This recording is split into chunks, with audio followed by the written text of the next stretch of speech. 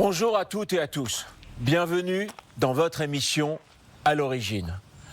Aujourd'hui, nous allons parler d'un homme passionnant, un aventurier, un emblème de la littérature française, Joseph Kessel. Pour en parler, j'ai le plaisir de recevoir Jonathan Ayoun, qui a écrit avec Judith Cohen-Solal un roman graphique sublime. Joseph Kessel, l'indomptable, aux éditions Stenkiss. Bonjour Jonathan. Bonjour Steve. Pourquoi avoir eu envie de parler de Joseph Kessel et surtout pourquoi sous forme de roman graphique? Joseph Kessel a accompagné de nombreuses années de ma vie, tout comme c'est le cas également pour la co-autrice Judith Cohen-Solal. Passionné de Kessel, à chaque fois surpris de découvrir au fur et à mesure du temps à quel point il était là à tant de rendez-vous avec l'histoire. Et on a voulu en connaître le plus possible sur l'homme. Et en faisant des recherches, on est tombé sur un texte écrit par son filleul, dans lequel il raconte l'avoir enregistré pendant des dizaines d'heures. Or, nous n'avions jamais entendu ces voix, ces entretiens, cette confession. Et donc nous l'avons contacté pour en savoir plus, parce que Joseph Kessel se livre peu sur lui-même. Il a tant écrit, mais peu sur lui. On voulait en savoir plus. Et par cette rencontre avec son filleul qui avait ses cassettes, on espérait mieux connaître l'homme. Et lors du rendez-vous, il est arrivé, il avait en main 2 sacs avec des dizaines de cassettes. Il nous les a donnés et il nous a dit « faites-en bon usage ». Et donc quand on s'est retrouvé avec cette responsabilité, on a dit qu'il fallait en faire quelque chose. Et l'idée du roman graphique est arrivée assez rapidement pour 2 raisons. Très vite, on s'est dit que l'apparence de la bande dessinée, du roman graphique, l'usage du dessin pouvait permettre de raconter cette histoire aux 1000 vies, pouvait permettre de raconter tous ces voyages de Joseph Kessel, aussi parce que Joseph Kessel lui-même, le premier écrit de Joseph Kessel est une bande dessinée, qu'il coécrit d'ailleurs avec son frère. Ce lien fusionnel, cette union-là très forte qu'il a eue depuis son enfance avec ce frère au destin tragique, et bien donc ce premier écrit de Joseph Kessel est un écrit à 4 mains avec son frère et une bande dessinée. Joseph Kessel, il naît en Argentine en 1898. Pourquoi ses parents s'installent là-bas? Le père de Joseph Kessel a été étudiant en médecine à Montpellier. Donc ils ont une histoire avec la France dès le départ, puisqu'ils rencontrent d'ailleurs la mère de Joseph Kessel à Montpellier. Ces 2 juifs qui viennent de Russie, qui sont là pour de multiples raisons, notamment par le fait de ne pas pouvoir étudier dans l'Empire tsariste pour le père de Joseph Kessel. Il peut le faire à Montpellier, et son père peut être étudiant juif en médecine à Montpellier grâce à un homme, grâce au baron de Hirsch, qui va financer ses études. Il se ressent une dette à son égard, et il y a un projet collectif juif protecteur mené par le baron de Hirsch, c'est de créer des colonies juives en Argentine, loin des pogroms, loin de l'antisémitisme. Et le père de Joseph Kessel dit à sa femme, nous allons suivre ce projet du baron de Hirsch, je lui suis redevable, j'ai une dette à son égard, grâce à lui je suis médecin, et bien c'est là-bas que je vais exercer. Et les parents de Joseph Kessel s'installent là-bas, et lui naît à Santa Clara, au milieu de la Pampa. Il s'engage après dans l'armée. On va comprendre très vite que c'est un aventurier, que c'est un baroudeur presque. Qu'est-ce que ça lui apporte dans son parcours? La Première Guerre mondiale est un moment tournant de la vie de Joseph Kessel. Il côtoie la mort au plus près. Il voit ceux qui risquent leur vie pour les autres. Il découvre aussi plus fortement l'ivresse, l'alcool, le jeu, le goût du jeu, tous les excès, tous les vices. Et surtout, il rencontre à Vladivostok une bande de truands menée par le général Zamenhof, et il a envie de les suivre. Et donc il voit qu'il est attiré aussi par l'odeur du sang, il est attiré par le goût du risque et du jeu de la vie et de la mort. Ça lui fait peur, finalement il ne va pas les suivre, il ne va pas devenir un escroc, il va écrire sur les gangsters, sur les brigands, mais ça lui fait découvrir en fait que une vie d'excès s'offre à lui, et c'est cela qui l'attire. Qu'est-ce qu'il cherche à réparer, à votre avis? Il a toujours été très attaché à ce que chacun puisse raconter avec toute son humanité, son histoire. Et donc il a été un grand témoin du XXe siècle et il a voulu raconter ces grands moments. Il cherche à être le témoin au plus près des grandes aventures humaines, aussi peut-être, ça ce n'est qu'une hypothèse, parce qu'il n'a pas assez écouté son frère, celui dont il était le plus proche, qui est mort, qui s'est suicidé. Et donc il passera le reste de sa vie à là, pour le coup, écouter les autres, raconter leur destin, raconter leurs états d'âme, raconter leurs tragédies. Il fréquente des milieux très divers. Il est très passionné par la nature humaine. Il fréquente des criminels, il fréquente des voyous. Comme tous les gens très intéressants, il est paradoxal et contradictoire. À votre avis, qu'est-ce qui l'attire ? Il veut raconter le jeu de la vie et de la mort. Lui-même échappe à la mort, c'est un trompe-la-mort. Et il veut raconter ceux qui vont au plus proche de la mort, mais qui heureusement parviennent à survivre. Donc c'est ce goût de la vie qui est plus fort que les pulsions autodestructrices qui le traversent lui-même à de nombreuses reprises, par l'alcool, par les excès, frôle la mort. Et donc il veut raconter ceux qui la bravent. Il est toujours tiraillé entre, en effet, les beaux quartiers, le 16e arrondissement, et de passer sa vie à écrire pour devenir le grand romancier qu'il deviendra. Et en même temps, il est tiraillé, paradoxal, comme vous l'avez dit, parce qu'il a envie d'être un aventurier, il a envie de vivre.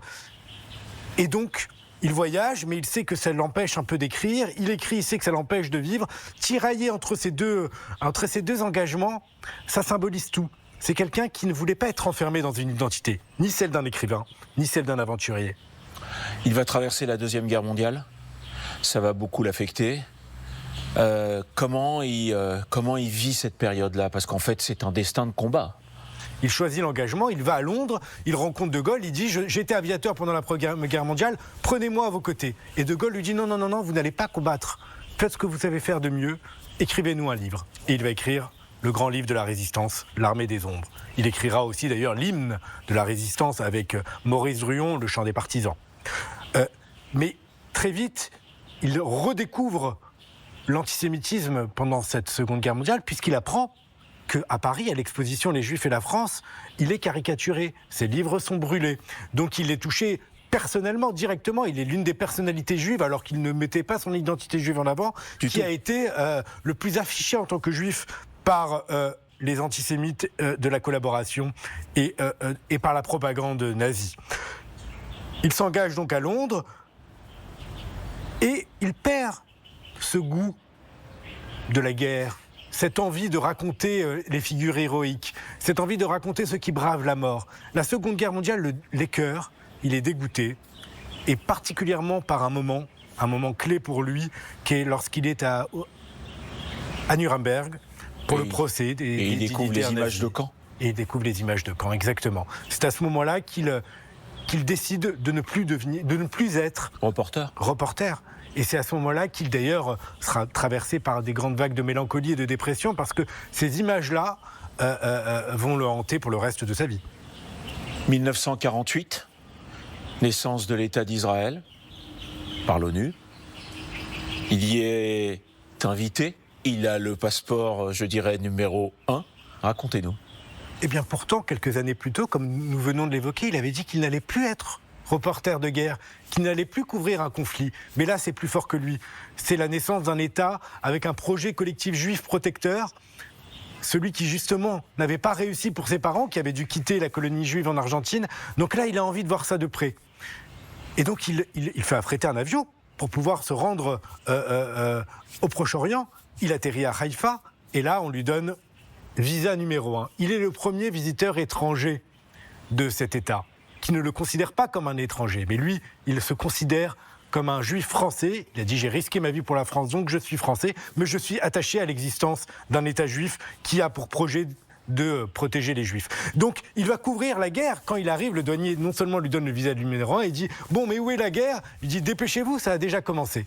Et il va couvrir cette guerre en évoquant aussi le caractère tragique et en glorifiant aussi tous les actes de courage des soldats qui se sont battus pour l'indépendance de l'État d'Israël. Et lors de ce voyage en 1948, il va même rencontrer le premier président de l'État d'Israël, M. Weizmann, qu'il connaît depuis longtemps, qui lui dira tu es ici chez toi, mais lui, bien sûr, son engagement et ses valeurs sont du côté de la France.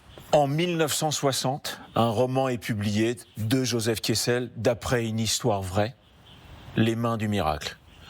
C'est un roman sublime sur une histoire dont on a parlé beaucoup à l'époque, Himmler, qui a des douleurs terribles dans le dos, se fait soigner, émasser, donc avec les mains d'un homme qui peut paraître comme ça très ordinaire.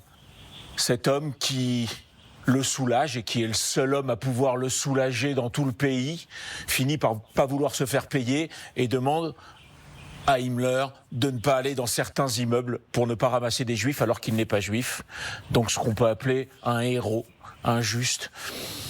Est-ce que vous pensez que c'est par rapport à ce qu'il a vu auparavant que tout d'un coup, dans un de ses romans, il reprend une histoire vraie pour parler de sa judaïté? Il rencontre ce masseur d'Himmler, Félix Kersten, grâce à l'avocat Henri Torres, l'avocat des gangsters notamment, celui qu'il a fréquenté dans les bas-fonds parisiens. Fait, ouais. Donc le lien aussi se fait par là. Et quelque part, jusqu'à présent, il glorifiait le courage de la fraternité d'armes. D'ailleurs, lui-même était un frère d'armes de Henri Torres. Il glorifiait ceux qui menaient le combat les armes à la main.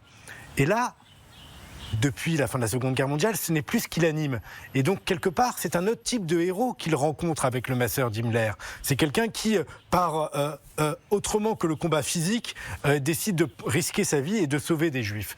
Et en effet, il y a quelque part dans cette histoire une volonté de la part de Joseph Kessel de parler de ceux qui ont risqué leur vie pour l'humanité.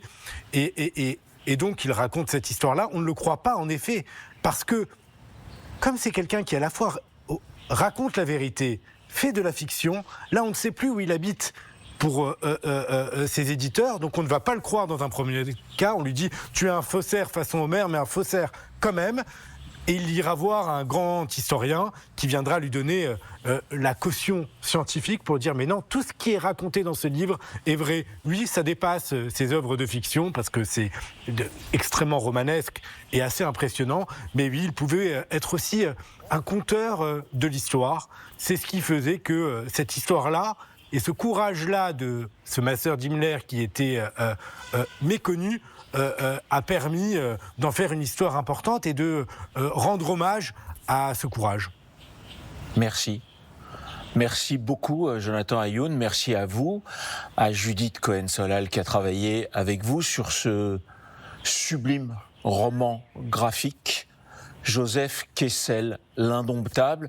Et honnêtement, je vous le conseille. Est-ce que je peux ajouter un mot ? Bien sûr. Et je trouverais dommage de terminer l'émission sans rappeler son discours d'entrée à l'Académie française, Oui. où pour la première fois, un homme qui entre parmi les immortels décide de dire « Je n'entre pas seul, j'entre avec tous les discriminés, tous ceux qui ont souffert parce que juifs ou parce qu'immigrés. » Et donc c'est le premier qu'il dit qu'il rentre et qui se définit comme juif. Il n'est pas le premier juif à entrer à l'Académie française, mais c'est le premier qui rentre en assumant et en affichant cette identité-là. Et pour une fois, alors qu'il écrit seul, pour une fois, il dit « J'entre, et je n'entre pas seul, j'entre avec le cortège de tous ceux qui ont été discriminés, qui n'ont pas pu avoir accès à une telle distinction. » Merci. Merci, Jonathan Ayoun. Merci à toutes et à tous de nous avoir suivis. Je vous souhaite un bon dimanche, une bonne semaine. Prenez soin de vous et à très vite pour découvrir ensemble de nouveaux horizons.